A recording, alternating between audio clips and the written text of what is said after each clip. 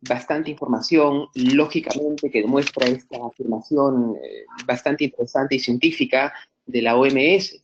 El estrés, podemos decir, chicos, y podemos hablar que está inmerso constantemente en nuestras vidas, que está latente, presente, fundamentalmente en todos los aspectos básicos de nosotros.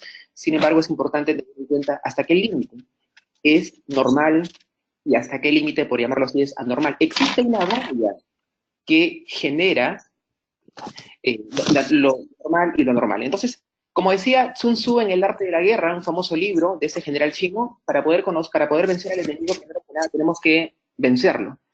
Y estamos acá para conocerlo, estamos acá para poder determinar cuáles son las características fundamentales del estrés patológico para que no dome nuestra vida, porque somos nosotros las personas los que podemos, por llamarlo así, utilizando esta metáfora que tiene que ver con cierto criterio circense, podemos domar al estrés, mis queridos amigos.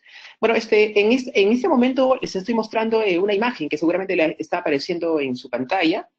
Bueno, y esa imagen hace referencia a un homínido caminando por la planicie africana. Sabemos que los homínidos son la familia de los primates, que fueron los primeros en ponerse en dos pies, en dos piernas, tuvieron consistencia para caminar erguidos, utilizar armas y aprender y pensar con inteligencia. Bueno, estos homínidos, amigos míos, estaban siempre, acechados vemos acá en la imagen, por este famoso tigre diente de sable, ¿no? Un tigre de 400 kilos, con dos colmillos de 12 centímetros aproximadamente cada uno de ellos. Imaginémonos en este instante frente a esta imagen que estamos poniendo. Este homínido estaba caminando con tranquilidad por esta planicie africana, probablemente estaba buscando hierbas, cuando de pronto se ve acechado por este felino. Evidentemente, al verse acechado, esta persona comenzó a reaccionar. Reaccionó de una forma bastante singular.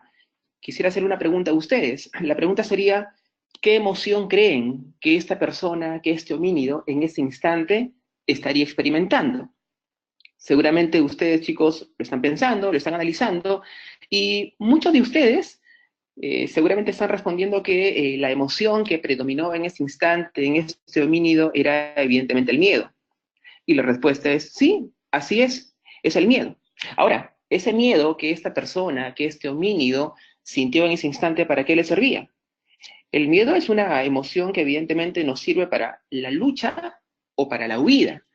Es una emoción genética, es una emoción que viene con nosotros a través de los miles de años de evolución y nos ha salvado la vida en muchísimas circunstancias a lo largo de la historia. Y es por eso que prevalece en nosotros y la tenemos. Este homínido que estamos viendo ahí en la imagen, evidentemente decidió huir, decidió correr. Pero para poder ejecutar este acto, esta acción de correr, de huir, tuvieron que haber en él muchos cambios. Cambios básicamente a nivel fisiológico, como por ejemplo, al activarse este chip de miedo, al activarse este chip de temor, este chip estresor, amigos míos, por ejemplo, sus pulmones comenzaron a oxigenar más, hubo mayor hiperventilación, los latidos cardíacos comenzaron a ser mucho más fuertes, mucho más prominentes. ¿Para qué? Para llevar más sangre a los músculos, para poder en este caso escapar. Se elevó el nivel de la presión arterial. ¿Para qué? Para el mismo fin, para poder escapar definitivamente. Las pupilas se dilataron para poder tener una visión mucho más amplia frente a un peligro real. Este tipo de circunstancia, amigos míos, que es una, como les decía, una alerta generada por el miedo, se llama estrés. Esta persona sufrió un estrés agudo. Esta persona en ese instante sufrió un temor grande que le pidió, de alguna forma que le salvó la vida. Ahora, si es que nosotros vemos esta otra imagen que ahora les estoy proponiendo y que ahora acaba de aparecer ahí en ustedes, nos damos cuenta que, bueno, esta imagen que está un poquito, distorsionada, se ve ahí a un hombre real, se ve a un hombre, bueno, de este siglo XXI, un hombre moderno como ustedes y como yo. Y mi pregunta es, en esta persona con la cual nos cruzamos todos los días, que pueden ser ustedes o puedo ser yo, como les digo, nos enfrentaremos en este momento, amigos míos, de esta edad contemporánea, en este momento de la historia, a esos tigres dientes de sable que se enfrentaban a estos homínidos hace miles de años. ¿Qué piensan ustedes? En este momento de la vida, en este momento de la historia, ¿Habrán tigres dientes de sable como lo habían en esos momentos en la imagen que yo más o menos les he retratado? Seguramente animales de esa naturaleza no hay, pero sí existen, metafóricamente hablando, tigres dientes de sable, que son las circunstancias propias de la vida y las circunstancias propias del destino a los cuales nos enfrentamos diariamente. Si es que nosotros, amigos míos, este aparato tan importante y maravilloso, que como les dije, nos sirve para salvar la vida, que es el estrés y evidentemente el tema del temor, no lo utilizamos adecuadamente y es más, permitimos que nos desboque, permitimos que nos desborde, nos vamos a enfrentar a un tema muy importante y negativo a la vez, que es el tema del sufrimiento. Y aunque no parezca o parezca mentira, una de las características fundamentales del estrés crónico, del estrés negativo o distrés, como lo vamos a analizar más adelante, es justamente esa pérdida de placer para el disfrute de la vida, por ese estado tensional caracterizado por esta condición tan negativa y lamentable que es el estrés crónico y el estrés totalmente negativo. Amigos míos, para poder desarrollar con bastante prontitud y con una amplitud evidentemente científica sobre este tema, qué cosa es el estrés, creo que es importante primero que nada poder determinar básicamente qué cosa es el estrés, fundamentalmente. Tengo acá frente a ustedes una diapositiva que ustedes la están visualizando, bueno, y más o menos tiene dos definiciones conceptuales del estrés. La primera de ellas es la esbozada por Hans Seyle, en el año 1936, es un médico. Él habla que el estrés es la respuesta del organismo frente a un estímulo que genera tensión. Más modernamente, Lazarus, un gran psicólogo norteamericano, define que el estrés psicológico es una reacción particular entre el individuo y el entorno, que es evaluado por este como amenazante o desbordante de sus recursos y que pone en peligro su bienestar. Chicos, para poder disgregar básicamente cada una de estas acepciones científicas, primero que nada es importante decirles lo siguiente. Durante estos minutos de exposición en el que yo estoy básicamente disertando frente a ustedes o a través del aparato virtual, déjenme decirles, como lo conversábamos temprano con los organizadores o con el organizador de este evento, no vamos a decirles nada nuevo, no vamos a inventar la pólvora, porque todo el conocimiento científico que está presente en este momento es un conocimiento que ustedes ya lo tienen, que está latente, que está palpable. Lo que pretendemos hacer nosotros a través de esta exposición es alentarlos a ser partícipes de esos conocimientos, a tomarlos y a ejecutarlos en el trayecto y discurrir propio de su vida y de su tiempo. Aprender estrategias fundamentalmente importantes para matizar la regulación de estrés en nuestra vida es importante, y ese es el fin fundamental que nosotros estamos haciendo a través de haber aceptado esta conferencia virtual que es tan importante para nosotros. Entonces, señores, yo creo que es importante poder definir el estrés en palabras bastante sencillas y muy prácticas. El estrés se presenta y se da cuando nuestra capacidad de afronte es desbordada por las situaciones externas a mí. Cuando yo considero que el tema de la situación particular de mi vida, como por ejemplo aspectos laborales, académicos, aspectos sociales, aspectos de pareja, se tornan en una problemática que para mí son mucho más grandes y desbordantes y creo que no tengo capacidad para poder resolverlos o por lo menos enfrentarlos, es cuando aparece toda la sintomatología ya mencionada del estrés. Eso es estrés, básicamente, y de una forma bastante interesante y bastante pequeña para poder compartir. Ahora, hablar de estrés, amigos míos, en un concepto bastante interesante e importante, no es del todo malo. ¿Qué sería de la vida sin estrés? ¿Qué sería de la vida sin tener ese sabor de una pequeña sensación de malestar para poder tratar de cumplir, incluso con un sentido de responsabilidad, las demandas propias de la vida? Es por ese motivo que la ciencia psicológica y también la ciencia psiquiátrica ha definido dos tipos de estrés. El primero de ellos es, por llamarlo así, el estrés sano, el estrés normal, el estrés equilibrado, el que es importante y natural que todos lo tengamos. Es el famoso eustrés, ¿ok? O estrés sano. Ahora, ¿qué cosa es el eustrés? Bueno, es aquel en el que la relación de impresiones externas no alteran seriamente la homeostasis, es decir, no alteran el equilibrio. El cuerpo es capaz de enfrentarse a las situaciones e incluso obtiene sensaciones placenteras con ello. Es un estado de conciencia en el cual pensamiento, emoción y sensación parecen organizarse para generar un efecto general de bienestar. Bueno, por ejemplo, imagínense ustedes, amigos míos, jóvenes universitarios, cuando están frente, por ejemplo, a una tarea que tienen que hacer, una tarea importante, de un curso importante. Saben ustedes que tienen que cumplir con esa actividad, saben ustedes que tienen que cumplir con esa condición de responsabilidad importante por el desarrollo en el marco propio de su carrera. Si es que en ese instante no experimentamos una pequeña sensación de estrés natural, no tendríamos la movilidad psicológica para poder realizar, indagar, buscar el tema de la tarea. Esta sensación de responsabilidad y ese pequeño malestar sumado a ello es lo que de alguna forma y de forma bastante figurativa es lo que es el estrés sano. Dicen los especialistas en el tema del estrés que el estrés sano y natural es el que genera y sondea en los seres humanos cierta dosis de motivación para hacer las cosas, cierta dosis de apertura para el descubrimiento, cierta condición de poder buscar y generar incluso nuevas formas de inquietud científica. Todo esto es lo que hace, lo que procura el estrés sano. Por tal motivo, es importante que sintamos ciertos niveles de estrés en algún momento de la vida.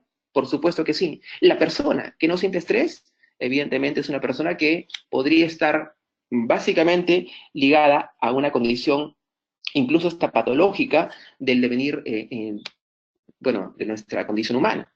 Sin embargo, como les decía anteriormente, una cosa es sentir estrés normal, natural, frente a una situación latente de la vida, y otra cosa es sentir una condición bastante negativa y patológica conocida como distrés, que son los famosos tigres, dientes de sable, como habíamos mencionado al inicio, figurativamente hablando, de nuestra exposición. Bueno, fíjense ustedes, cuando las presiones o tensiones resultan demasiado altas y o continuas y nuestra capacidad de resistencia es relativamente baja, se produce un desajuste denominado distrés, donde el organismo disminuye en su capacidad de adaptación, generando así alteraciones y trastornos progresivos a nivel físico, psicológico y social. Les decía hace un momento, estimados amigos, que cuando nuestra capacidad de afronte, cuando nuestra capacidad de soporte frente a las situaciones y condiciones propias de la vida son menores a esa situación, ocurre todo el desbarajuste estresante, fisiológico y principalmente psicológico generado por este tema o por esta variable, variante o constructo que es el estrés. Acá hay una cosa muy importante, chicos, que debemos tomar en cuenta, que debemos tener presente. El estrés negativo o distrés, que para términos estrictamente, bueno, adecuados, voy a denominar simplemente como estrés, ocurre principalmente por una condición estrictamente mental. Se dice, es más, algunos teóricos afirman que el estrés negativo es una condición estrictamente mental, que se da por la condición de adelantarse a las situaciones, que se da por esa visualización adelantada de los hechos, que se da por esa preocupación anticipada de algo cuando yo no sé si realmente va a ser o se va a dar estrictamente como yo lo estoy planteando de forma mental. Siempre pongo un ejemplo cuando estoy en clase a la hora de hablar, por ejemplo, de estrés negativo, que es el siguiente. Imagínense ustedes que mientras están tranquilos escuchando esta ponencia, ya sea en su casa, en algún salón de clase, en la comodidad de su habitación, la puerta de ese cuarto se abriera intempestivamente y ingresara a su cuarto un león enorme, grande, fiero, y los observa y los mira a ustedes como presa. Si te imaginas esa situación, quiero preguntarte, ¿qué cosa es lo que tú sentirías en ese momento? ¿Qué sentirías ante esa situación tan repentina y real, si fuera cierto, obviamente, este ejemplo que ahora te matizo? Estoy completamente seguro que por lo menos la mayoría de ustedes dirá que lo que sentirá en ese momento es una sensación de miedo, una sensación de estrés, con todas las alteraciones psicofisiológicas de las cuales ya hemos hablado a la hora de poder iniciar esta sesión y esta ponencia. Y la respuesta es verdad, es cierto. Sentiríamos todo eso que yo te he mencionado. A ver, se eleva la presión arterial, tengo hiperventilación o superoxigenación, me duele la cabeza, sensación de tensión muscular, ganas de quedarme paralizado, correr o atacar o huir de la situación. Es un miedo bastante generalizado y en algunos casos paralizante. Ahora, la pregunta es, ¿será normal que ocurra esta situación frente a ese hecho de ver y observar a ese león que está mirándote a ti y que te ve como presa? Indudablemente, chicos, la respuesta es Sí, es normal que tu cuerpo, tu mente y tú actúes de esta forma. Ahora, fíjate en este ejemplo siguiente. Imagínate que está usted escuchando esta ponencia, vuelvo a repetir, en la tranquilidad de su casa, de su hogar, de su habitación, y la puerta de su habitación se abre intempestivamente, bruscamente, pero no hay absolutamente nada, solamente se abrió la puerta. Pero usted cree, piensa, se imagina que puede ser un león. Y la imagen de este león que tiene usted en su cabeza le produce la misma sensación sintomatológica como si tuviera león frente a usted. ¿Esto será una activación de temor normal o anormal? ¿Qué piensan ustedes? Seguramente te plantearás en muchas alternativas de respuestas y tal vez muchos de ustedes dirán que es un temor no normal o por llamarlo así anormal y la respuesta es verdadera. Eso es el estrés negativo o también llamado distrés. Entonces es importante que sepas, usted amigo o amiga que me está escuchando, joven, señorita, que el estrés negativo se produce y se da principalmente por la anticipación irracional que tenemos de las cosas frente a algo que yo desconozco, que yo sé, que no sé si será o no será exactamente como yo lo estoy planteando o como yo lo estoy pensando. Muchos males, es importante poder decir y plantear, muchos males, amigos míos, psicológicos, patológicos, que tienen que ver con la índole de trastornos mentales, se produce justamente por esta irracionalidad a la hora de pensar y de plantear las propuestas de la vida. Es importante también decir que para poder manejar el estrés en términos estrictamente psicológicos, no solamente es importante el tema de las técnicas conductuales que podamos hacer, el tema de la medicación frente a un estrés excesivo para calmar, ojo, calmar la sintomatología, sino también, amigos míos, es importante que los seres humanos aprendamos a cambiar también principalmente nuestra filosofía de vida, nuestra forma de ver el mundo, nuestra forma de entender la complejidad propia de la realidad, porque la realidad la hacemos nosotros. Es un constructo personal de la forma como nosotros observamos el tema propio de la vida, el devenir del mundo y de mis días, sin anticiparnos a lo negativo, es lo que va a determinar que yo tenga una alteración o no alteración en mi apartado estresante, ansiógeno o de miedo fóbico incluso. Acá te propongo algo. Estamos viendo una balanza, ¿verdad? Esta es, bueno, por llamarlo así, figurativamente hablando, la balanza del estrés. En un extremo tenemos a un caballero con, bueno, con cierto tipo de libros, vestido de una forma bastante formal, por llamarlo así. Y en otro lado tenemos el estrés, bueno, en este caso al estrés, representado por otra persona, por otro caballero, de, bueno, de forma desaliñada, fumando un cigarrillo, y bueno, con ciertas condiciones totalmente distintas a la de la imagen del lado izquierdo. ¿Qué significa esto, amigos míos? ¿Qué significa figurativamente hablando? No queremos decir con esta imagen, ojo, porque lo podemos confundir o transfigurar el fondo particular del mensaje que quiero dar aquí. No se trata de que no vamos a tener estrés por andar bien vestidos o por leer demasiado. Para nada, al contrario, leer demasiado en algunas personas se caracteriza por una sintomatología de estrés bastante fuerte. Lo que queremos decir, chicos, con esta, bueno, con esta imagen simbólica, ojo, simbólica, metafórica, figurada, es que el orden, la organización, el hecho de no anticiparme las cosas, el hecho de andar lento y pausado en esta vida tan convulsionada, es lo que no me va a permitir tener un estrés negativo que cause una condición de sufrimiento e infelicidad en el tema de mi vida. Por el contrario, en el lado derecho de la pantalla, en el que está la persona esta de forma desaliñada, que representa figurativamente hablando a una vida desordenada, a una vida sin parámetros, a una vida sin proyecto, a una vida en la que no existe un matiz adecuado de organización y calidad de vida en cuanto a tiempo y orden particular, eso es lo que genera particularmente el tema del estrés crónico, que es el que actualmente mucha gente está siguiendo o mucha gente está presentando. Amigos míos, hay una cosa importante que tienen que tener presente y acá quiero remarcarlo, y es justamente lo que estoy programando ahora en la pantalla. Estrés no importa lo que sucede, sino lo que yo creo que sucede. ¿Qué significa esto? Esto tiene que ver con lo que habrá anteriormente, que tiene, bueno, básicamente con el tema de los pensamientos, el tema del pensar. Esto se relaciona básicamente, jóvenes, con el tema de la percepción. Así es, con la percepción que tengo de la vida, con la percepción que tengo de las situaciones, con la percepción que tengo del momento. Los seres humanos creamos una realidad. Los seres humanos le asignamos valores a una realidad, valores específicos, que tiene que ver con mis credos, experiencias, particulares formas de pensar. Pero esa percepción que yo tengo de las cosas, si la distorsiono como un prisma que distorsiona mi luz interna, va a determinar que yo vea tigres, dientes de sable, donde solamente hay gatitos pequeños, angoras y bonitos.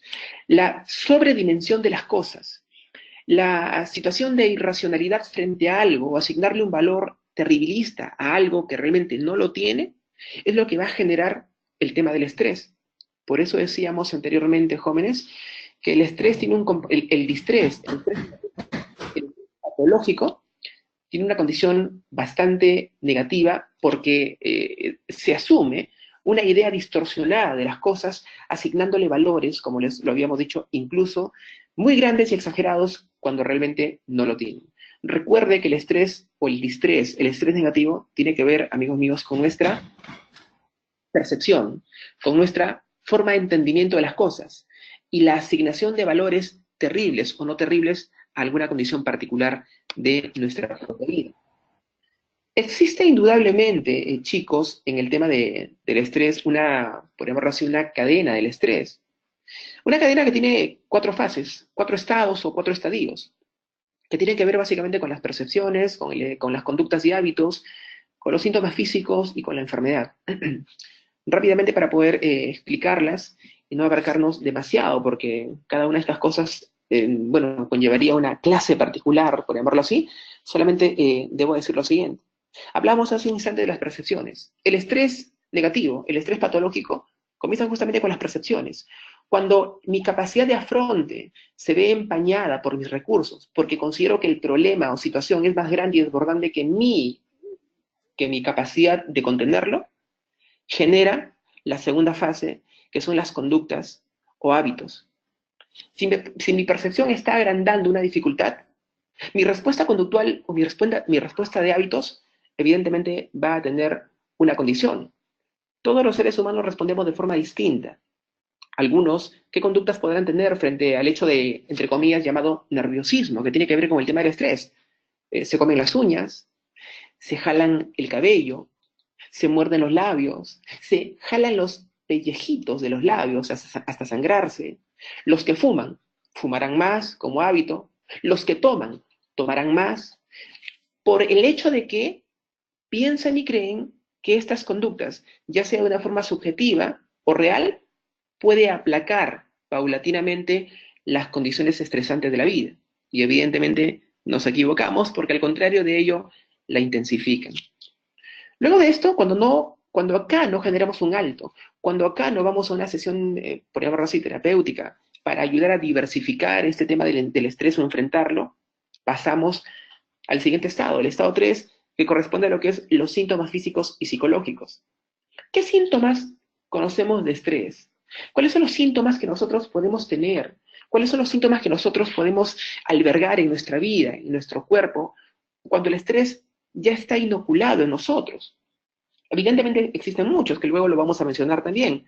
Caída del cabello, estreñimiento, diarrea, ansiedad, depresión, una serie de cosas que mantenidas constantemente en el tiempo generan cierto tipo de enfermedades. Está demostrado científicamente que hay muchas enfermedades jóvenes de índole crónica que tienen que ver justamente con con el tema del estrés, cierto tipo de cáncer, el tema de la diabetes, el tema de la hipertensión arterial, tiene que ver con el tema del estrés. El estrés es una cadena que si no la detenemos en su estado 2, nos va a conllevar a un lamentable estado o estadio 4, que es el de una enfermedad incluso que puede llegar a ser crónica y bastante desagradable. ¿Qué tan importante es controlar el estrés? ¿Qué tan importante es controlar esas situaciones que generan mi condición de vulnerabilidad? Es muy importante.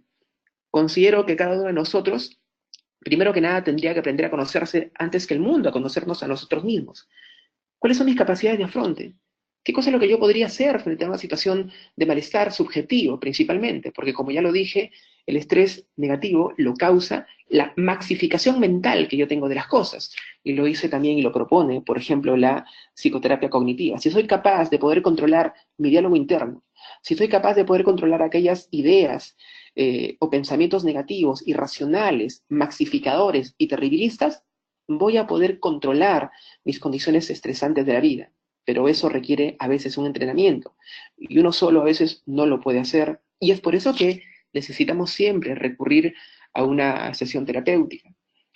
Afortunadamente, actualmente en la sociedad peruana, chimbotana, se están quitando muchos tabúes con respecto al tema de la salud mental, muchos tabúes con respecto al psiquiatra, con respecto al psicólogo clínico.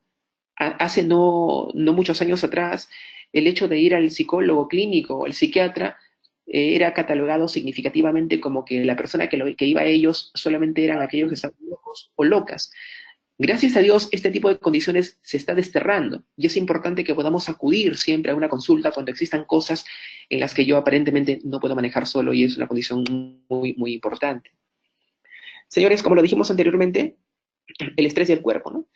El cuerpo reacciona frente al estrés al liberar hormonas, adrenalina, cortisol, por ejemplo. Estas hormonas hacen que su cerebro esté más alerta, causan que los músculos se tensionen y aumenten el pulso. A corto plazo, estas reacciones son buenas porque pueden ayudarle a manejar la situación que causa el estrés. Esta es la manera en que su cuerpo se protege a sí mismo. ¿Recuerdan la primera diapositiva cuando hablábamos de este homínido que estaba caminando por la planicie y era atacado por el tigre dientes de sable? Todas estas reacciones psicofísicas que se dieron en su cuerpo, ¿fueron para qué? Fueron para salvar su vida. Imagínense que este homínido corrió despavoridamente, activado por todas las reacciones fisiológicas y psicológicas del estrés para salvar su vida. Trepó rápidamente a un árbol y el tigre no lo agarró, no se lo devoró. Después de 10 minutos, que se fue que no bajó, porque estuvo en el árbol protegido, el tigre de diente de sable se fue. Y todas las sensaciones psicofisiológicas que en ese instante tenía este homínido desaparecieron, porque el estrés en ese instante le ayudó a salvar la vida. Ahora, cuando tenemos estrés crónico, el cuerpo se mantiene alerta, incluso cuando no hay peligro. Nota la diferencia. Y con el tiempo, como lo dijimos antes, esto pone en riesgo, pues aquejan problemas de salud. Actualmente, ya lo explicamos y lo vamos a seguir mencionando porque es importante que lo tengamos presente. Actualmente, jóvenes, no existen los tigres dientes de sable como tales, pero existen fenómenos o situaciones psíquicas que son interpretadas por nosotros y lo mantenemos como una condición y nos mantiene como en una condición de alerta, generando todos estos cambios constantes en el cuerpo. Imagínense, por ejemplo, que están caminando por la universidad, por ejemplo, la Universidad Nacional del Santa, que es donde yo trabajo y dicto las cátedras, y se cruzan con un amigo suyo, se cruzan con él, pero ustedes le pasan la voz y esta persona no le pasa la voz. Sigue de frente, se sigue de largo. En ese instante comienzan a dispararse en su cuerpo una serie de reacciones. ¿Por qué? No porque esta persona, amigo suyo, no les pasó la voz, sino por y acá viene un tema muy importante que tiene que ver con el distrés, por la interpretación que le dan a esa circunstancia. Si este amigo suyo, siguiendo este ejemplo, no lo saludó, es posible que podamos decirnos cosas como, por ejemplo, está molesto conmigo, se ha enterado algo de mí, no puede ser posible, ¿por qué no me ha saludado? Dios mío, ¿qué habré hecho de mal para que este amigo o amiga no me hable? Y ese tipo de sensaciones generan una alerta. La alerta que dispara todas las sintomatologías del estrés. La pregunta es, ¿será necesariamente cierto todo lo que yo me imagino sobre esta persona por la cual que no me saludó? Definitivamente no. Pero el estrés negativo, el distrés funciona, como les dije, por la interpretación personal que le doy a las cosas, generando básicamente una condición de negatividad en mí. Señores, el estrés sostenido de una forma constante en el tiempo, el estrés cronificado de una forma masiva en mí, por esa alerta o alertas constantes que yo disparo de una forma prolongada y consistente y continua, genera cierto tipo de enfermedades. Es por eso que la OMS la cataloga como la enfermedad al estrés, como la enfermedad del siglo XXI. Tenemos, entre otras cosas, porque ya lo mencionamos, hipertensión arterial, insuficiencia cardíaca o arritmias por esa aceleración constante del corazón que puede generar y devenir en esto, diabetes por la elevación del azúcar. Cuando una persona está con estrés para, por ejemplo, así, salvar su vida, se eleva la glucosa, ¿verdad? Claro que sí. ¿Por qué? Para dar energía de escapar o enfrentarme a la situación. Cuando pasa el evento negativo, se supone que tiene que disminuir la condición de azúcar en la sangre.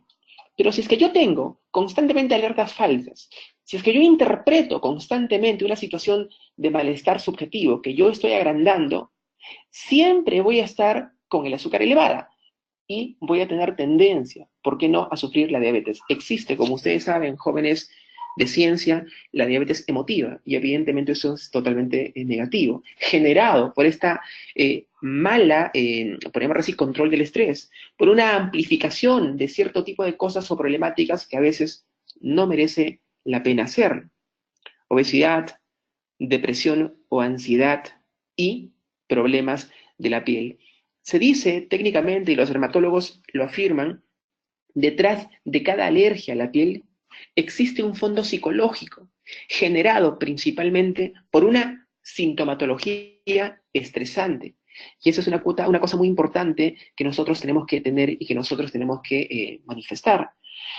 Eh, tenemos sintomatología del estrés. Ahora, es importante también decir, amigos míos, que cada uno de nosotros, cada ser humano, tiene su propia sintomatología.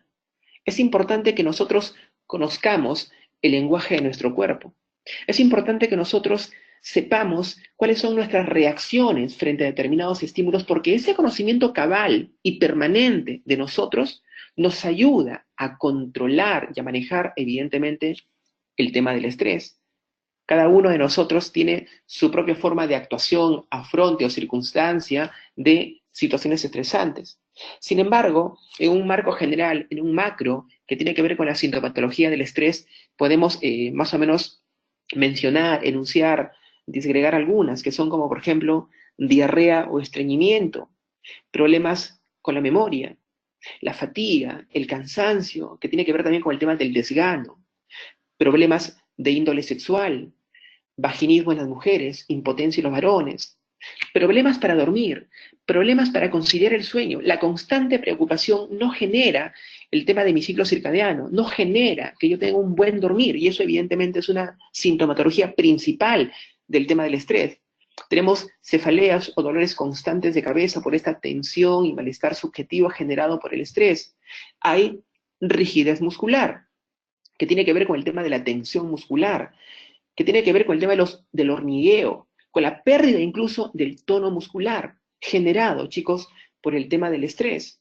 Y existe también, evidentemente, la caída del cabello.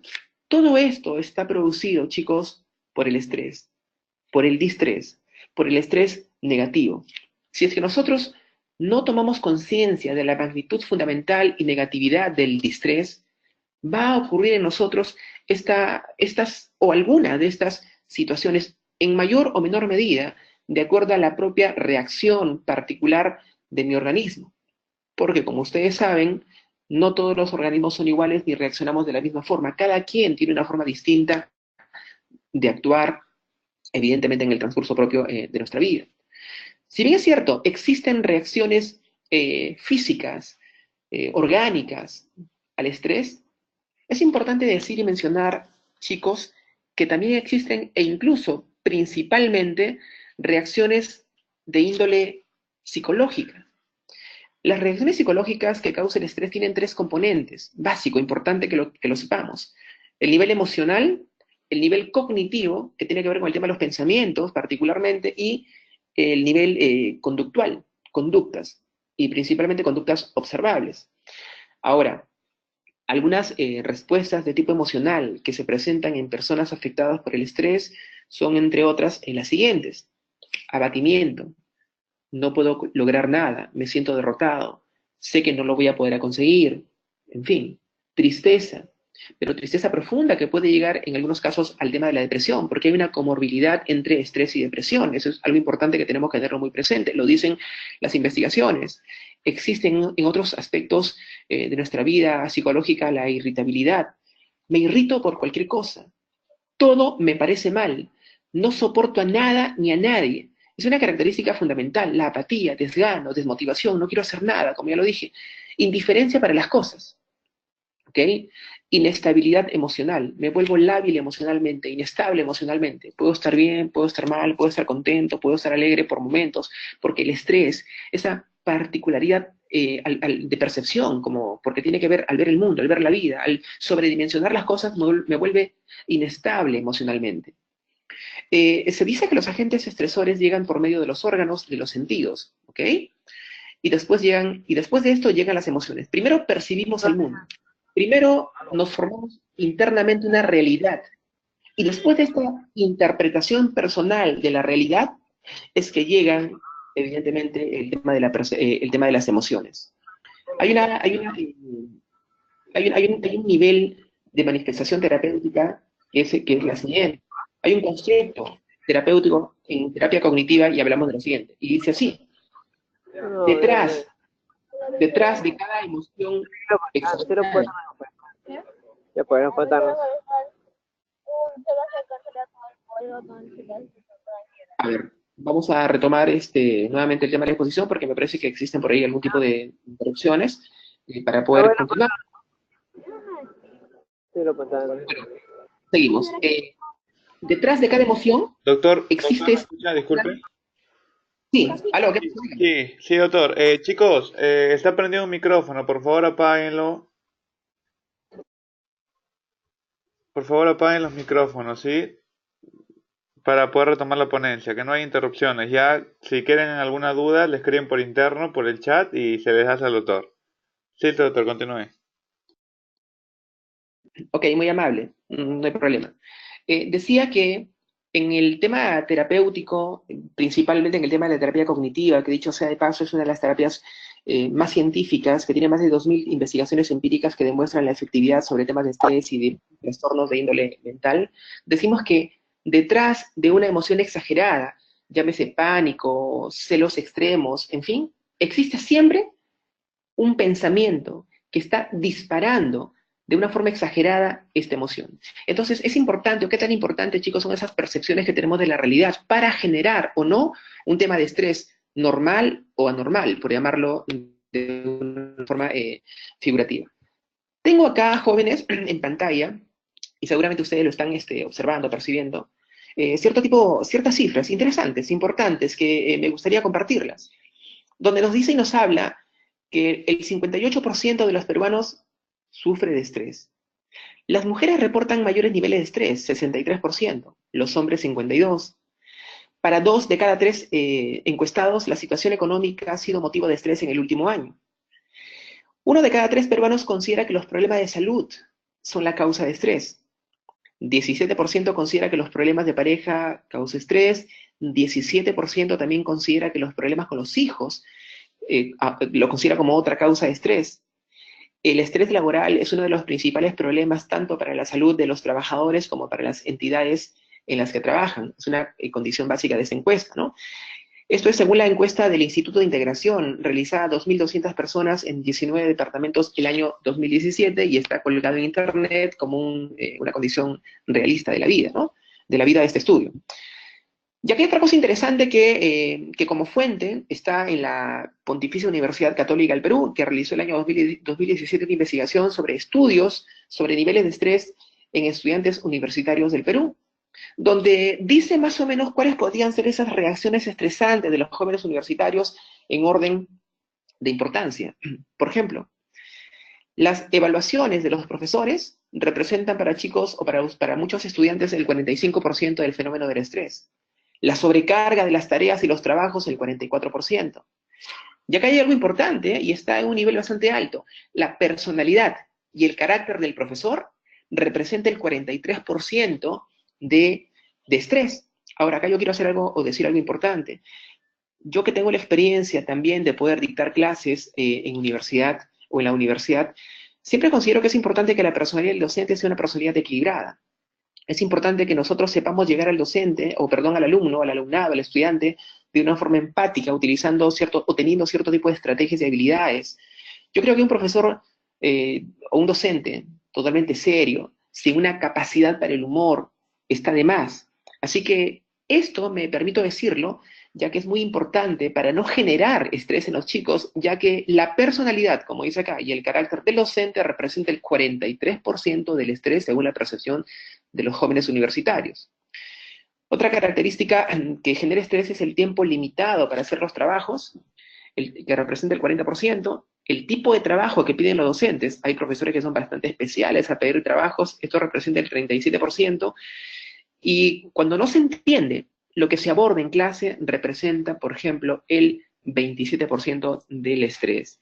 Como ya lo dije inicialmente, esto está bueno, en la página web de la Pontificia Universidad Católica del Perú, del año 2017, es una investigación muy interesante que se realizó. Ahora, estamos hablando del estrés, estamos hablando del estrés, estamos hablando de estos factores negativos que se generan en el ser humano, pero ¿qué cosa lo causa? ¿Cuáles son esos factores desencadenantes? ¿Por qué se dan? Que realmente no hay una única causal del estrés, existe una diversidad de causales teniendo en cuenta la personalidad o factores constituyentes de los seres humanos, porque cada uno de nosotros, como decía Sócrates, somos un universo distinto, somos un cosmos distinto. Sin embargo, hay algunas características que podrían darnos pistas o luces el por qué normalmente nos estresamos. Por ejemplo, he considerado algunas de ellas. La incapacidad para decir no. Señores, esto es muy importante y tiene que ver con la asertividad. Y ya que la asertividad es básica para poder dominar el estrés, tenemos que entender que decir no a veces es importante. Cuando te des cuenta o sepas que estás sobrecargado, por ejemplo, por algunas tareas, por algunas condiciones propias de la vida, responsabilidades del hogar, y encima alguien viene a pedirte que hagas algo que tú sabes que no puedes y no quieres, y a veces por vergüenza dices sí y no dices no, esto añade un adicional de estrés a tu vida. Es importante, amigos, que aprendamos a decir no. Es importante que nosotros sepamos decir no cuando es necesario. Decir no no significa que somos malos. Decir no no significa que somos personas negativas y nocivas.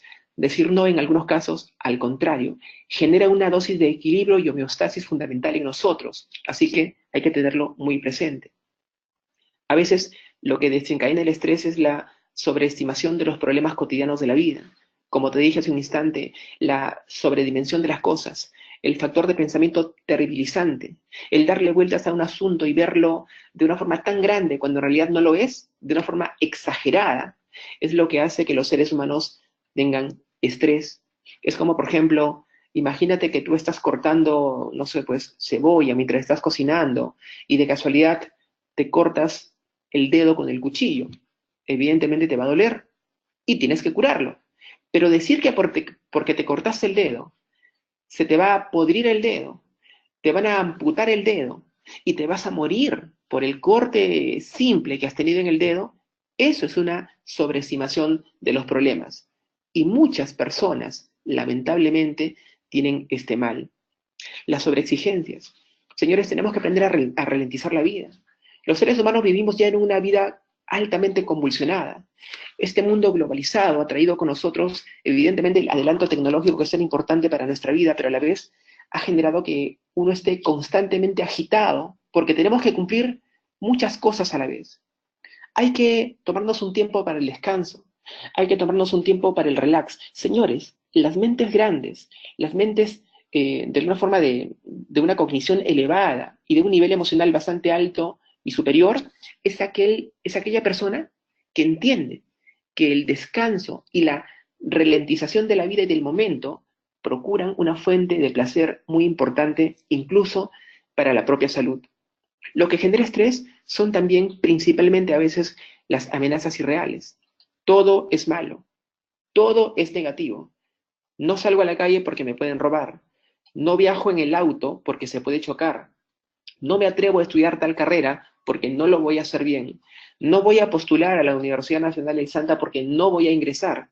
Todo es una amenaza, lo cual evidentemente no es así y es irreal. Otro factor fundamental, chicos, que tiene que ver con el tema del estrés o el progreso del estrés es la pobre estimación de nuestras propias capacidades, que tiene que ver con lo anterior, ¿eh? Cuando yo considero que no tengo capacidad para tal o cual cosa, cuando yo me infravaloro y considero que no tengo capacidad para poder afrontar situaciones, actividades, trabajos o lo que sea, estoy generando una activación de estrés bastante negativo. Por tal motivo, la pobre estimación de mis habilidades, que tiene que ver también hablando psicológicamente con el tema de la pobre percepción de mi autoestima, es un factor fundamental para elevar los niveles bastante negativos y desordenados del distrés o estrés negativo. La esclavitud de una cultura de consumo. Lo simplificamos. Mucha gente que vive esta vida tan agitada piensa y cree que el que más tiene es el que más vale.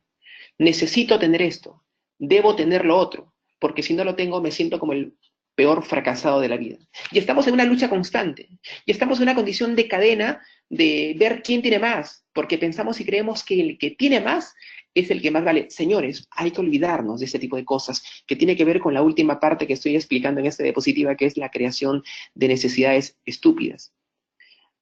Cada vez que tengo la oportunidad de tocar estos temas, por ejemplo, con los chicos y jóvenes universitarios con los cuales tengo cátedra, digo algo que es importante y seguramente si alguno de ellos me está escuchando, tal vez lo va a poder reconocer. En esta vida, ¿qué necesitamos en esta vida, en todo caso, para ser felices? Solamente tres cosas: agua, comida y un lugar donde estar. El pensar y creer que para ser feliz es que necesito tener el auto del año, la mansión fundamental e increíble como los grandes artistas, el dinero a montones o lo que sea, es crearme un estrés innecesario. ¿Por qué? Porque siempre voy a estar luchando, buscando y compitiendo irracionalmente para tratar de conseguir algo que realmente no es necesario. Hay cosas que son importantes, sí, pero no son fundamentales para tener una vida tranquila, o por lo menos para tener una vida armónicamente feliz. ¿Ok? Bien, ¿cómo combatimos el estrés? ¿Cómo de alguna forma tratamos de limitar la afectación del estrés en el tema de la vida? ¿Cuáles son esos medios de combate o tratamiento, por llamarlo así? Pues fíjate, te estoy poniendo acá una diapositiva muy interesante que se utiliza mucho en el tema de la terapia cognitiva conductual de la que yo formo parte y sobre la cual trabajo. Esto lo llamamos la línea de evaluación vital. Imagínate que esta regla que está acá en esta diapositiva y que tú estás observando es una regla que está delante de tus ojos. Es una regla que tú la utilizas para poder medir las situaciones de tu vida. Esta regla tiene extremos que va desde lo genial hasta lo terrible, pasando por muy bueno, bueno, normal, malo, muy malo y terrible. Pues imagínate, si juzgamos cada cosa que me pasa en la vida, por muy pequeña o grande que sea, pero la juzgamos siempre como terrible, o la evaluamos siempre como terrible en el último extremo de esa medición subjetiva y psicológica, pues las emociones que se deriven de esa interpretación van a ser igual de terrible. Si yo creo que porque se me rompe mi celular, que me costó 1000 soles, es malo, porque no quiero que se rompa el celular, me generará una tristeza o una cólera. Pero si yo considero que se me rompe mi celular, que me costó 1000 soles, como terrible, esa cólera ya no será cólera, será ira. Esta tristeza ya no será tristeza, sino será depresión, y podría ser una depresión profunda. De la forma como evaluamos, amigos míos, las situaciones de la vida, es cuando nosotros generamos emociones negativas, y ahí está el estrés, y ahí está la ansiedad. ¿Cuál es la forma correcta de evaluar los parámetros de la vida, chicos? En el centro. Todo es o bueno, normal o malo. Nunca es muy malo ni terrible. En esta vida nada es terrible. A veces en mis disertaciones propias de la universidad, algunos chicos me dicen, profesor, pero la muerte es terrible. No, ni la muerte es terrible. Cuando entendemos filosóficamente, chicos, que la muerte es parte de la vida, vamos a desterribilizar ese concepto. Nada es terrible, pero esto hay que interiorizarlo y hay que evaluar todo en su justa medida. Recuerda, no extremizar, ten presente esta regla de medición sobre las cosas de la vida para poder mejorar, evidentemente, nuestro trayecto. Ahora, hay cosas que son sencillas, pero importantes, porque seguramente las sabemos, pero realmente la pregunta es, ¿cuántos de nosotros la aplicamos? ¿Cuántos de nosotros realmente tenemos la capacidad para poder hacer y tener el disfrute necesario de todo lo que aquí estoy planteando, por ejemplo, en esta diapositiva? ¿Cómo tratamos el estrés, chicos? No hay grandes tratamientos, ojo, para el estrés, ¿eh? No hay cosas increíbles. No se trata de viajar a la Luna, visitar Marte. No, no necesariamente. Recuerda, amigo mío, recuerda, joven estudiante. Es importante que aprendamos a manejar o tener manejo de nuestro tiempo. Señores, no nos abrumemos con las cosas. Tenemos que aprender a organizarnos. Hay gente que dice cosas como, no, no hay tiempo para nada, no tengo tiempo. Y el decir no tengo tiempo significa que no tengo tiempo para ser feliz, no tengo tiempo para la familia, no tengo tiempo para cosas importantes e interesantes que despierten mi interés.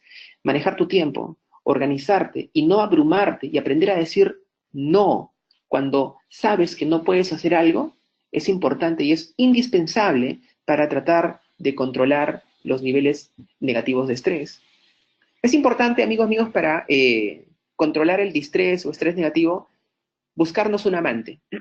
Sí, hay que buscarnos un amante. Yo les exhorto a todos los que están escuchando esta ponencia que para combatir el estrés hay que buscar un amante. Hoy mismo, mañana no. Hoy tienes tú que, terminada la ponencia en unos 5 minutos, tienes que salir a buscar un amante. Evidentemente ese amante es aquello que nos causa placer. Y cuando digo amante, no me refiero básicamente al hecho del amante coital, a ese amante sexual, a ese compañero de alcoba o dama de alcoba. No necesariamente. Estamos hablando de amante en un término estrictamente figurativo y psicológico. Amante es hacer lo que te gusta. Amante es hacer lo que tú quieres. Y que muchas veces, por temas de tiempo, aparentemente, no lo puedes hacer. Un buen amante para mí es un buen libro. Un buen amante para mí es ver una película. Un buen amante para mí es darme unos minutos de salir a caminar por esta calle empolvada, que es por donde yo vivo, pero disfrutar de la noche un momento, tomar un aire puro. Búscate un amante, amigos míos, o buscar un amante significa hacer lo que yo quiero hacer y que no lo puedo hacer por la rutina negativa de mi vida. Ten en cuenta que siempre hay tiempo, incluso para buscar un amante sano, y eso lo podemos hacer hoy mismo. Rompe los paradigmas, eso es importante. Para combatir el estrés, recuerda que no tienes que seguir convencionalismos. Las personas, y vuelvo a hacer referencia a mi forma de trabajo, particularmente de una forma muy respetuosa, que por lo menos tienen clase conmigo, no sé si se dan cuenta, pero soy una persona que no me gusta seguir parámetros, parámetros estandarizados. Es importante romper los parámetros, chicos, y eso yo te exhorto a ti. En una conferencia a mí me preguntaron, disculpe, ¿y sabe usted cuál es la clave para ser feliz en esta vida realmente? Y yo dije lo siguiente, exactamente no sé cuál es la clave para ser feliz totalmente, porque la felicidad completa no existe. Lo que existe son momentos de felicidad. Lo que sí podemos lograr tener es tranquilidad, pero yo sí sé cuál es la clave para ser altamente infelices. Para ser infeliz, chicos, es hacer siempre lo que otros quieren que yo haga. De ti depende eliminar o no la condición de estrés rompiendo paradigmas. Recuerda que el descanso tiene que ser placentero. Recuerda que el descanso es importante para poder mantener una condición propia de estrés sano. Hay gente que no duerme. No, no puedo dormir, tengo que estudiar. Uf, me dejaron clases y tengo que estudiar y no puedo no puedo descansar. Señores, eso no es cierto. Siempre hay tiempo, ya lo dije, organizándolos. Siempre se puede. El descanso y el sueño es reparador. El sueño es un reactivador de energía. Si no duermes, si no ocupas un tiempo adecuado para el descanso, no vas a poder tener una vida equilibrada y sana. Y por ende, irónicamente, no vamos a poder ser grandes profesionales porque no asimilamos. Hay que combatir el estrés utilizando un descanso sano y placentero. La asertividad tiene que ver, como te lo dije anteriormente, con la capacidad principalmente de decir, no puedo, discúlpame, ahora estoy ocupado, me gustaría ayudarte, en otro momento lo voy a hacer. Por la vergüenza, no siempre diga sí. Es importante decir y reclamar incluso también nuestros derechos no dejarnos pisotear, pero no hacerlo de forma agresiva, ni ser pasivos, sino ser asertivos, siempre en su justo momento y en su término medio, evidentemente. Esto creo que es algo importante que todos lo saben, pero que a veces no lo hacemos. Estar activos físicamente. Actualmente veo aquí en Chimbote, y en algunas ciudades cuando tengo la oportunidad de salir fuera de Chimbote, que hay una suerte de proliferación, por ejemplo, de los centros de ejercitación o gimnasios. Señores, es importante que tengamos una suerte de actividad física. Ok, no puedo ir al gimnasio porque tengo otras actividades, me levanto 20 minutos antes de ir a la universidad o antes de normalmente de mi horario normal para ducharme, lo que sea, y hago ejercicio en mi casa.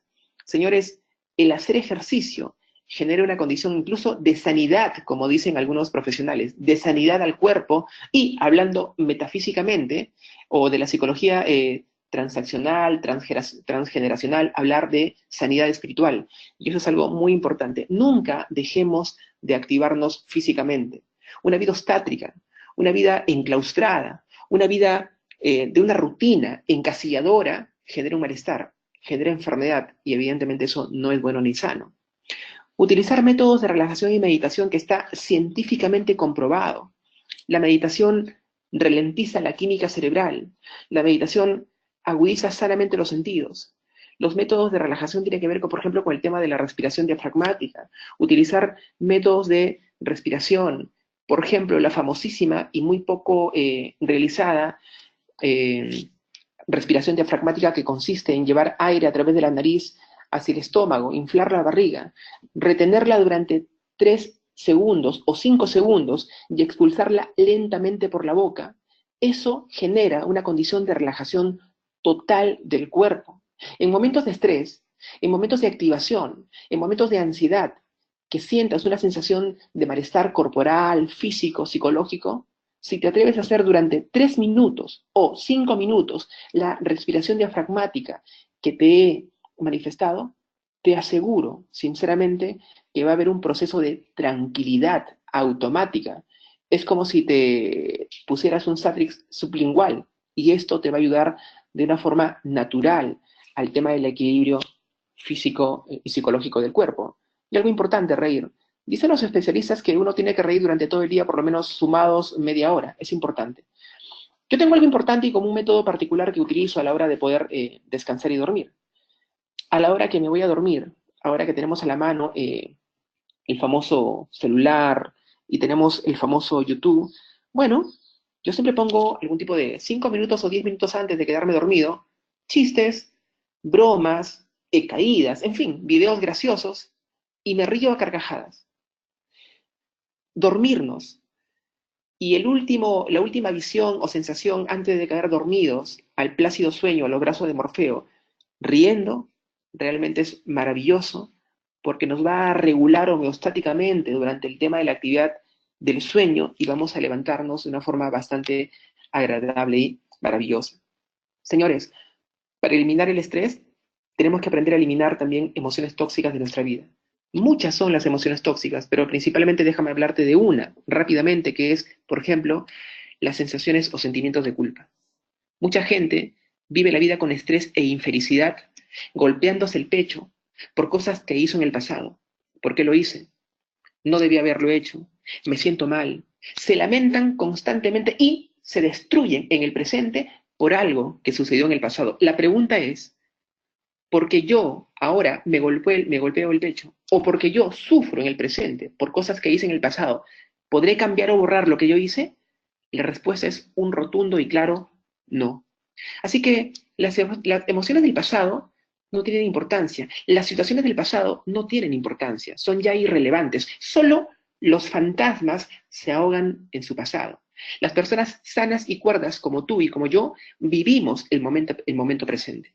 El pasado, chicos, tiene que quedar como una experiencia de vida, tiene que quedar como una experiencia de aprendizaje que nos recuerde qué cosas no debemos hacer para poder proyectarnos sana y tranquilamente al futuro.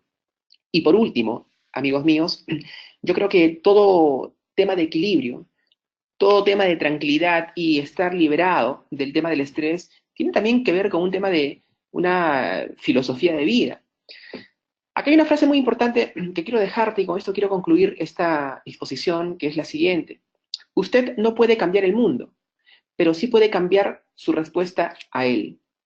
Señores, tienes que tener en cuenta que tú no eres héroe de nadie. Tú no tienes el deber de cambiarle la vida a otras personas si las otras personas no quieren cambiar.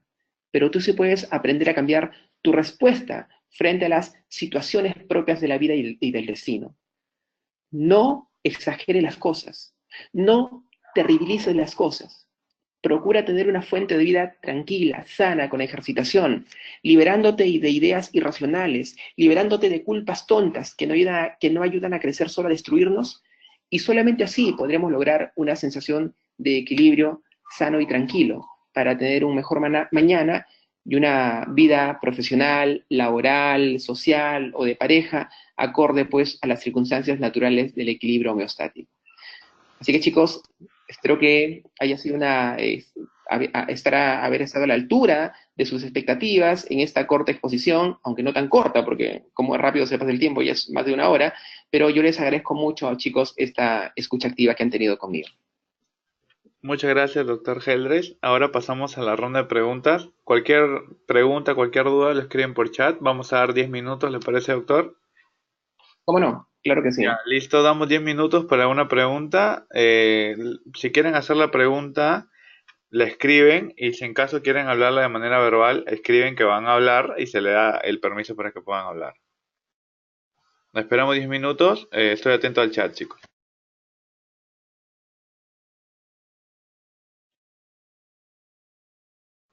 Listo, llegó la primera pregunta, doctor.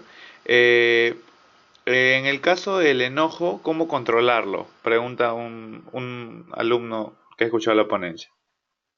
Bueno, claro que sí. Pues fíjate, básicamente hay una cosa muy importante que tiene que ver con todo el tema de las sensaciones y con todo el tema de de las emociones. El enojo es parte de una emoción, definitivamente. El tema más importante para poder controlar el enojo, así como la ira, mis queridos amigos, hay dos cosas y dos estrategias. La primera de ellas es la estrategia cognitiva o la otra es la estrategia conductual. Y me explico rápidamente. La estrategia cognitiva es generar un diálogo interno distinto para no generar una exacerbación de mis conductas y emociones. Uno se enoja por la interpretación valorativa que tenemos de las cosas. Por ejemplo, si yo estoy conversando con alguien y la persona me dice, eres un tonto, es probable que yo comience a actuar de una forma bastante, digámoslo así, desagradable con esa persona que me dijo tonto, porque yo internamente estoy recepcionando esa información y me estoy diciendo en milésima de segundo cosas como, por ejemplo, ¿pero qué se habrá creído? ¿Cómo puede ser posible? ¿Pero qué sinvergüenza que me diga tonto o tonta? En fin. Y ese diálogo interno es el que causa mi malestar y comienzo a reaccionar con enojo y malestar. Porque como dije también anteriormente, recuerda que la interpretación que yo tengo de las cosas es lo que genera una emoción. Entonces la técnica consiste en tratar de cambiar rápidamente mi chip mental y mi diálogo interno, entendiendo que lo que la gente dice es menos importante de lo que yo siento y lo que yo pienso. Eso es uno. Y lo otro es lo que llamamos en terapia el tiempo fuera. ¿Qué es el tiempo fuera? Si yo me conozco y sé que una, por ejemplo, situación de conversación, estoy comenzando a alterarme con una persona que está diciendo cosas un tanto desagradables, y yo, para no llegar a la exacerbación del enojo, que puede llegar a una ira o a una gresca, lo que hago es el tiempo fuera. Y el tiempo fuera consiste en salir de ese momento, salir de ese espacio y tomarme unos 5 o 10 minutos fuera del lugar y luego regresar. Te aseguro que al hacer eso, cuando regreses al momento y al lugar, definitivamente tu emoción y tu sensación habrá variado, porque eso es un arte psicológico y es una condición de equilibrio total y pleno. Más o menos son dos estrategias de las, bueno, tantas que existen, pero fundamentalmente una pincelada para poder más o menos manejar inicialmente el tema del enojo, mi estimado amigo. Listo, doctor. Le hago la segunda pregunta. ¿Cuál sería el manejo del estrés en personas que, por diversos motivos, tienen un cuadro depresivo? Bueno, básicamente aquí hay una cosa muy importante que tenemos que hacerla presente. Si bien es cierto, el estrés es una condición que tiene que ver con el hecho de normalidad hasta cierto punto, cuando pasa ese nivel, y como ya lo dijimos, es distrés, y se junta comórbidamente con otras patologías, como por ejemplo la depresión, ya este tipo de condiciones tiene que ser abordado de una forma psicoterapéutica, viendo los niveles principalmente de depresión. Tenemos que evaluar si es una depresión moderada, es una depresión grave que tal vez implique el tema de la farmacología o necesariamente solamente el tema de terapia. Entonces, para responder de una forma frontal a esto es, si es que el estrés se junta con depresión, requiere un abordaje ya estrictamente psicoterapéutico y principalmente de corte cognitivo-conductual, donde se cambia la percepción de la visión particular que tiene la persona de la vida para mejorar la conducta y para mejorar las emociones. Es eso, amigos míos. Listo, doctor, muchas gracias. ¿Alguna otra pregunta, compañeros? ¿O los que han formulado las preguntas, alguna duda? Ya, listo, doctor. ¿Usted cree, doctor, es una pregunta frontal hacia usted, ¿usted cree que el consumo de bebidas energéticas está relacionado con el grado o nivel de ansiedad?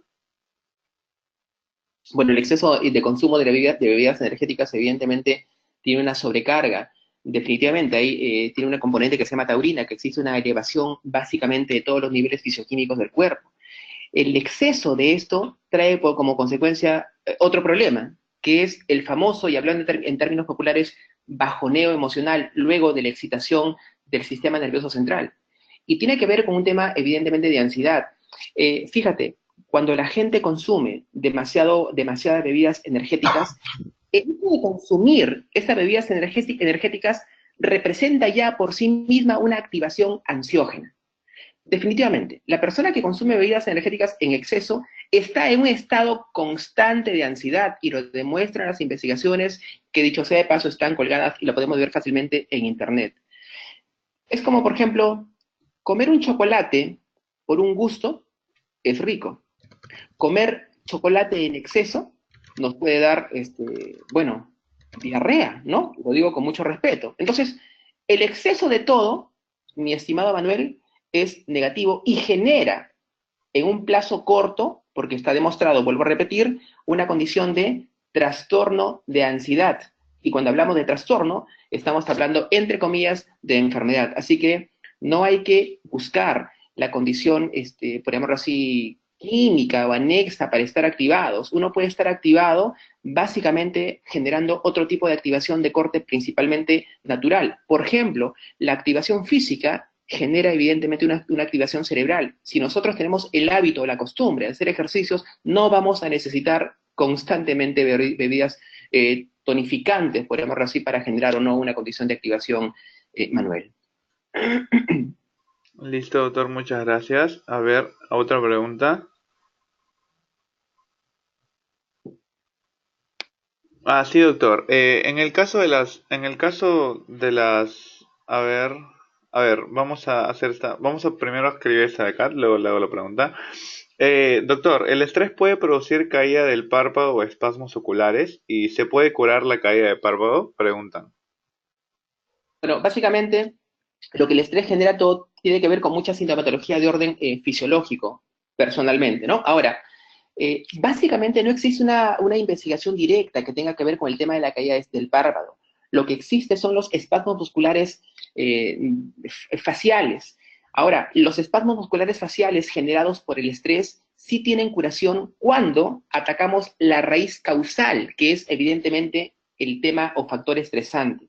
Debo decir con mucha tristeza frente a esa pregunta que no existe una relación de investigación directa que tiene que ver con el párpado, no lo hay, por lo menos debo decirlo con mucha honestidad, o si es que la hay, yo no la tengo a la mano y no la he investigado porque realmente no tengo la información de ese punto, pero tiene que ver sí, con cierto tipo de sintomatología que tiene que ver con el tema de las facies, con el que tiene que ver con el tema de la cara, pero de índole estrictamente muscular. No existe a la mano una fecha de investigación que tiene que ver directamente en proporción, mi estimado Manuel, con el tema del párpado que me menciona esa pregunta el joven, bueno, quien lo está haciendo. Ya, doctor. Acá las preguntas están pero lloviendo. A ver, seguimos. Doctor, ¿cómo sería el automanejo del estrés si es que el paciente ansioso o depresivo no recibe, por ejemplo, apoyo de otros? ¿Cómo sería el automanejo de estrés? ¿Me entiende? A ver, disculpa porque me distraje un instante, Manuel, ¿podrías volverme a hacer la pregunta? Ya, listo. En el caso de que no haya un apoyo de otras personas, ¿cómo sería el automanejo de estrés ¿no? Que si es que el paciente es ansioso depresivo, no ansioso depresivo, sino ansioso depresivo. ¿Cómo sería Ujú. el automanejo del estrés? Bueno, primero que nada debemos decir que un trastorno ansioso depresivo es una condición bastante, a ver, patológica porque se juntan básicamente dos sintomatologías de ansiedad y depresión. En este tipo de casos no existe el automanejo, porque hablar de trastorno ansioso depresivo es hablar de una patología totalmente definida.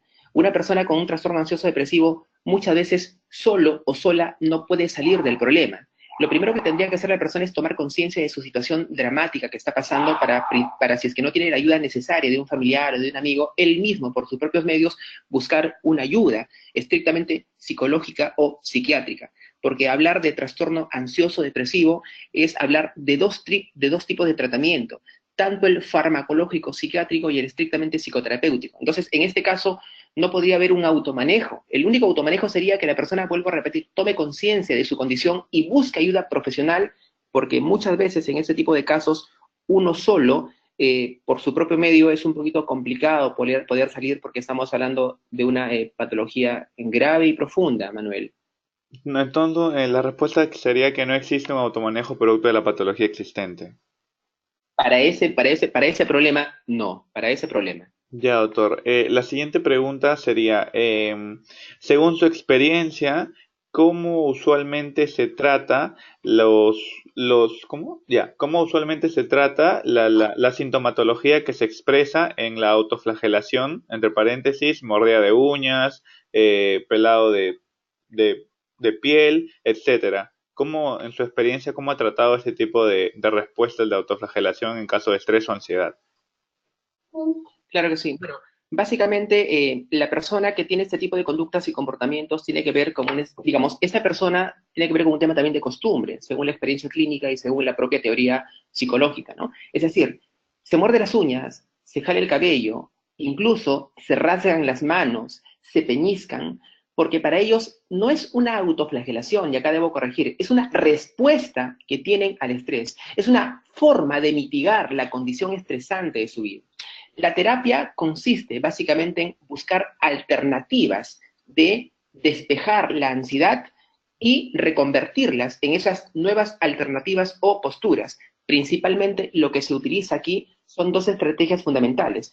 Uno es la que ya he mencionado, que es la respiración diafragmática, y la otra es la tensión muscular de Jacobson, que tiene un procedimiento de trabajo como elementos sustitutorios y adecuatorios a poder resolver este problema, Manuel, que tiene que ver con este tipo de conductas ansiosas que tú me has mencionado. Ya, doctor, muchas gracias. ¿Alguna otra pregunta? Cerramos en 2 minutos, compañeros. ¿Alguna otra pregunta? Si no tienen tiempo para hacerla escrita, la pueden hacer oral, no hay ningún problema.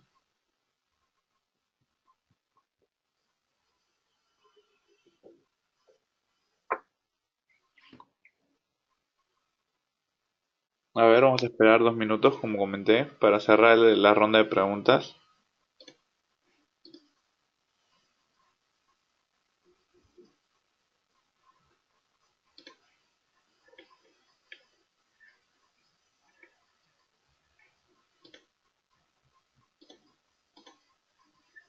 Tengo una pregunta, Manuel. En el caso de los pacientes que tienen cáncer terminal, por ejemplo, tienen un diagnóstico en donde sea su destino para 2 meses o 3 meses, ¿cómo sería el tratamiento? Porque eso estaría frente a un estrés de la enfermedad, ¿cierto?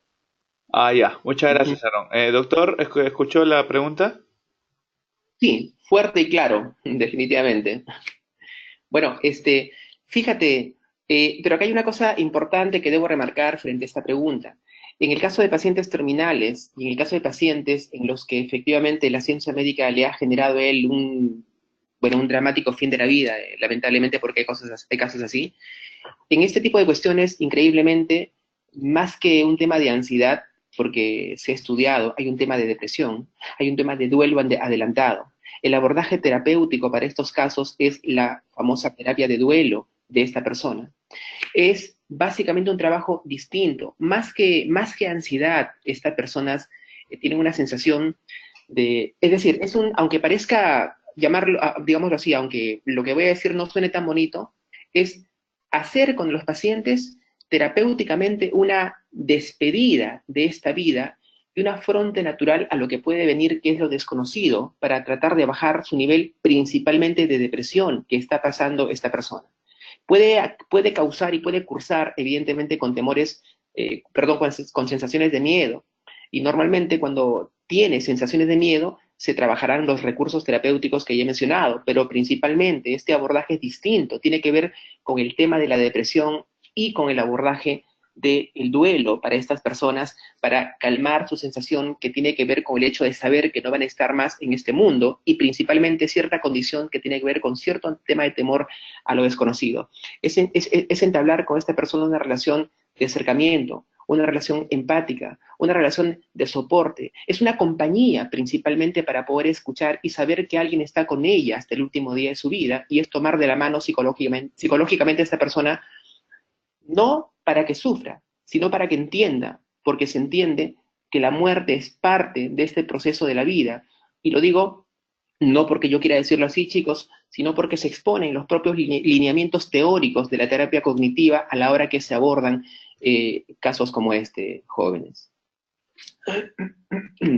Gracias, doctor. Bueno, creo que ya no hay ni una pregunta, así que voy a dar por terminada. Ah, no. A ver. Ya, llegó otra. Ya, a ver, vamos a leerla. Finalmente, dice doctor acá, finalmente, en el caso de aquellos pacientes que no tienen el diagnóstico de ansiedad o depresión, pero cuyas relaciones interpersonales denotan depresión y no toma de conciencia de su situación, oh, disculpa, y no toma conciencia de su situación y a la vez dicen no necesitar ayuda, ¿cómo podría manejarse como familiar? Bueno, primero que nada es una pregunta un poquito amplia, pero a ver, básicamente una cosa importante.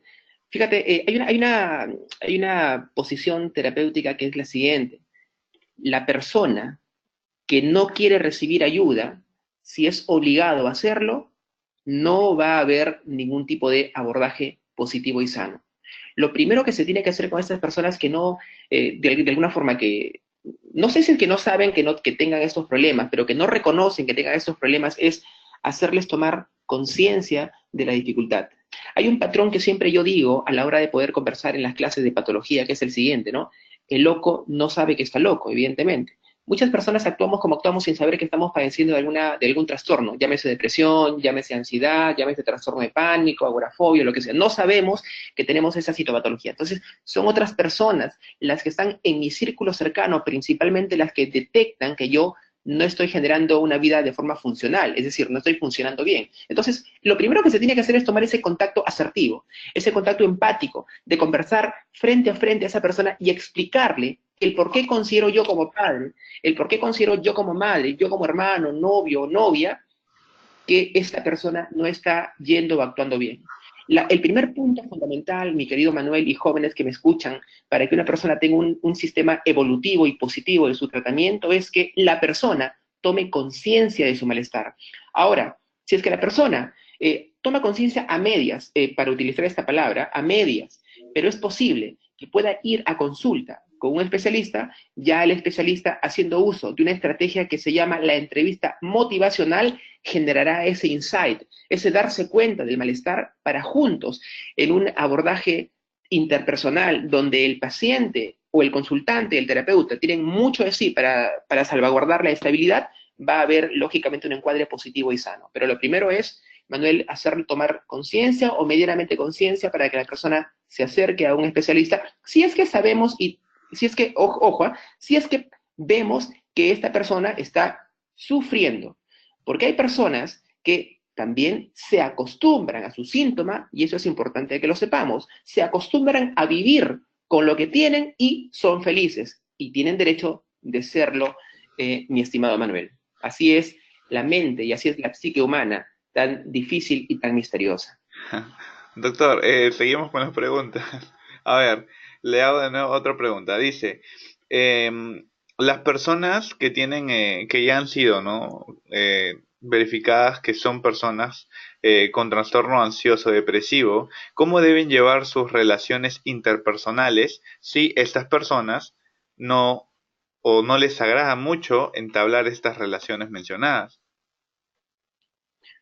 Bueno, básicamente que hay un tema muy importante, ¿no? A ver, el tema de la ansiedad a veces no tiene mucho que ver con el tema de las relaciones interpersonales, salvo que tenga un problema de ansiedad que sea fobia social. Eso es una cosa muy importante. ¿Puede afectar de alguna forma? Sí, pero ahora, cómo puede conllevar el tema de sus relaciones interpersonales? Lo primero que se tiene que hacer una persona que está en consulta y en proceso terapéutico es aprender a cambiar la filosofía de vida, aprender a cambiar las creencias y las ideas irracionales que pueda tener acerca del mundo, de su entorno y de él mismo. La única forma para que el ser humano aprenda a tener habilidades sociales, estimado Manuel, es que cambie la percepción que tiene de las personas y o de la gente o del entorno. Si cambia mi forma de ver el mundo, si cambia mi forma de ver la vida, que es lo que por ende me genera la ansiedad, me genera la depresión, indiscutiblemente voy a poder cambiar y voy a estar mucho más a tono a la hora de poder conectarme con el mundo. Entonces, lo básico es cambiar mi percepción a veces errada que tengo de las personas para suavizar y mejorar mi relación social. Ahora hay otra cosa importante que me permito decir, ya que estoy hablando de esto. Manuel, a veces, ojo, no es necesario que yo sea una persona altamente sociable y eficiente socialmente para decir que estoy bien o que estoy mal. Hay personas que tienen cierto tipo de rasgos esquizoides de personalidad que les encanta estar solos, que les encanta estar no en compañía, pero que se sienten felices como tal. Entonces, son personas que tienen el derecho de ser como son, porque esa es su propia forma de vida y es su propia forma de estar tranquilos, Manuel. Bueno, muchas gracias, doctor. La última pregunta ya para cerrar. Acá dice, ¿el estrés puede llegar a alterar psicológicamente a la persona y qué ayuda debe seguir? Y si es que la persona llega a presentar depresión. No, no está muy clara la pregunta, pero lo que se puede entender es si el estrés puede llegar a alterar psicológicamente a la persona, qué ayuda debe tener, si en caso en el transcurso del tiempo puede llegar a presentar depresión.